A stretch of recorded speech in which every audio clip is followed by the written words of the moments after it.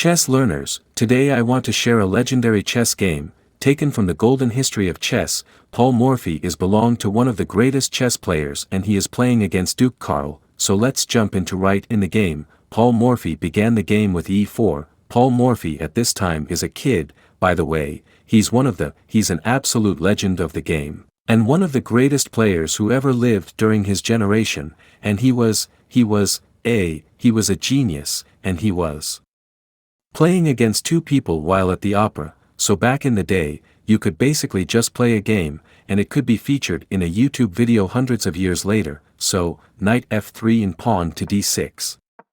Good center pawn movement here from Paul Morphy, plays knight out, attacks the pawn, and black plays the move pawn to d6, and now, white strikes in the center with a second central pawn. This is, kind of standard.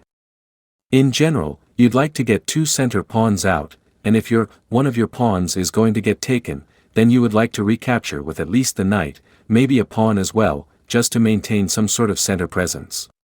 But here, the two players with the black pieces play the move bishop to g4, and remember, this is like mid-19th century, so no one really knows a whole lot about chess, only the absolute brightest minds and geniuses. Bishop g4 is something known as a pin, and you are pinning this knight to this queen. If the knight moves, the queen will be taken. But it's actually not a very good move, because even though you're only temporarily relieving the pressure in the center, there's pawn takes e5, and so the point is that now, if this pawn were to recapture prior to taking this and losing your queen, what you would do is you would take the queen of the opponent, and you would end in a position that's just simply superior for white. So instead of doing that, the players with the black pieces took on f3 first.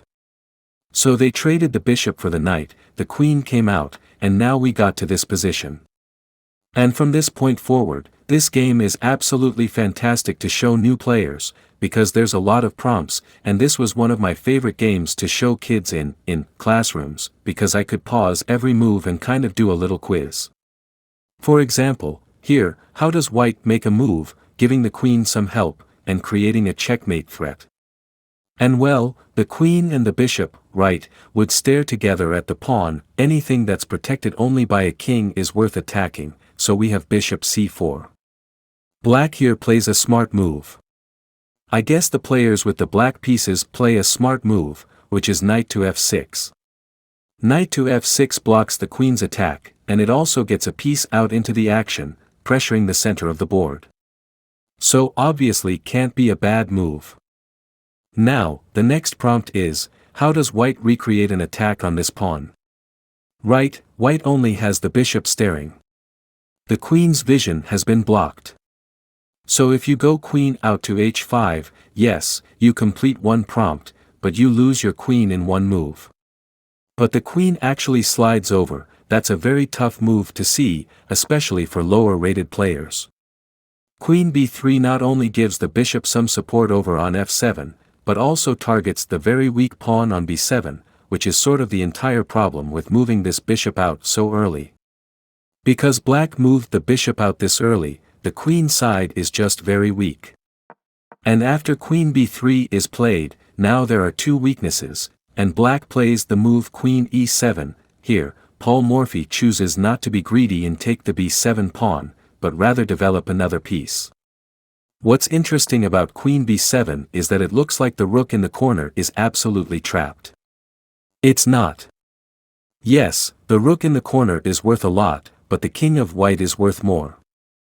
And black can play queen to b4 check, defended by the bishop, and that forces a trade of queens, because otherwise, right, you're gonna lose your queen. So Paul Morphy was like, I'm not gonna trade queens against these bozos because they're not capable of beating me. I'm just going to continue to develop my pieces, and soon enough, they will self-destruct. Black plays the move c6 here, which defends the pawn from the queen, and now bishop to g5. So as we saw earlier, this pin, we saw a pin of the knight and the queen, now white does the very same. And here, white is much better. White is much better, because white has much more development, 4 pieces out and about, creating problems and complications for the opponent, ready to play long castles and bring the next rook in as well, so give white 2 more moves, white will be fully locked and loaded, whereas most of black's pieces are still on the starting rank, which means this move is going to be black's attempt at pushing the white forces back. You know, this bishop is gonna get pushed back, the knight is gonna come out and attack the queen, and this is gonna be black's attempt at salvaging the situation, but it's not. In fact, the move b5 just causes a whole nother world of problems in the form of a knight sacrifice, an investment of a knight for 2 pawns, that's 3-2. That's obviously not a huge disparity, and the king is under attack as well. So here, black plays knight b to d7. The problem is that after white sacrifices the knight for the 2 pawns and fulfills long castling, white maintains 4 active pieces in the pinning this way, and black can't move anything. Even though black has a very temporary lead in material, black is just simply unable to utilize it whatsoever. If a tree falls in the forest and no one is there to hear it, does it make a sound? I don't know. But if you have a bunch of pieces and none of them can move, are you up to pieces? No. No. That's just unequivocally a no. And the position is about to go from bad to worse, because after rook d8, even though black is employing something I like to call cocoon defense, just sitting there and trying to maintain and try to survive, Paul Morphy detonates wicked stuff here with rook takes d7, sacrificing yet another one of his pieces from material that would be worthless. The king cannot take, obviously. The queen could, but be lost. So black simply takes with the rook so as not to lose this queen. And Paul Morphy says, well, I still have a rook, so I've used every single one of my pieces in battle. You have not. And when the count and the duke try to trade queens, once again with Paul Morphy, he once again decided not to do that, because he is now down quite a bit of material. So if he were to continue to remove pieces from the board, it would not work.